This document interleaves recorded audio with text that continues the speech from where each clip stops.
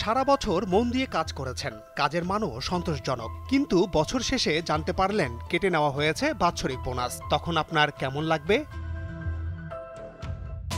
মন খারাপ করা এই ঘটনা ঘটেছে চীনের এক পুলিশের সঙ্গে। তবে ওই পুলিশ কিন্তু মানুষ নয়, একটি কুকুর। বিশ্বে কত আজব ঘটনাই না ঘটে, যেমন নিয়ম ভঙ্গ করায় কুকুরটির বোনাস বাতিল করল চীনের পুলিশ কর্তৃপক্ষ।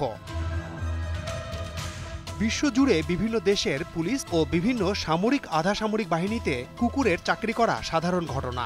এমনকি বাংলাদেশের border guard Bangladesh, rapid action battalion এবং ঢাকা মেট্রোপলিটন পুলিশ মাদক বিরোধী এবং বোমা হামলা বিরোধী অভিযানে সহায়তা করার জন্য বেশ কয়েকটি ডগ স্কোয়াড আছে।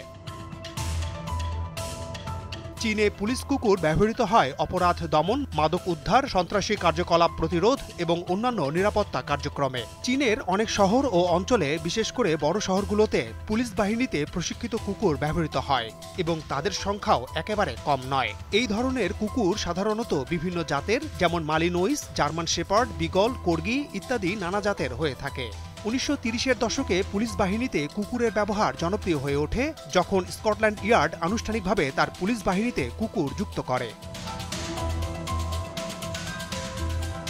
চীনের সেই কুকুরটির প্রসঙ্গে ফিরে আসা যাক। ওই পুলিশ কুকুরটির নাম ফুজাই, একটি কর্গি জাতের কুকুর। জন্মের পরই সেটি চীনের উত্তরের শানডং প্রদেশের উইফাংয়ে পুলিশ কুকুর প্রশিক্ষণ ঘাঁটিতে যোগ দেয়। ২০২৪ সালের জানুয়ারিতে ৪ মাস বয়সে বিস্ফোরক শনাক্তকরণ বিষয়ে প্রশিক্ষণ নিতে শুরু করে ফুজাই এবং বেশ দক্ষ হয়ে উঠতে থাকে সে।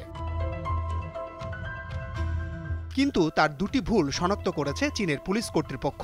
এক, কাজের সময় কাজের জায়গায় ঘুমিয়ে পড়া, এবং দুই, নিজের খাবারের পাত্রে প্রস্রাব করে দেয়া।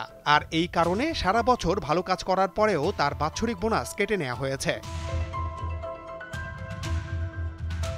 নিশ্চয়ই তার প্রশিক্ষকেরা ফুজাইকে আরো দক্ষ করে গড়ে তুলবেন, যাতে ভবিষ্যতে সে আর এই ধরনের ভুল না করে।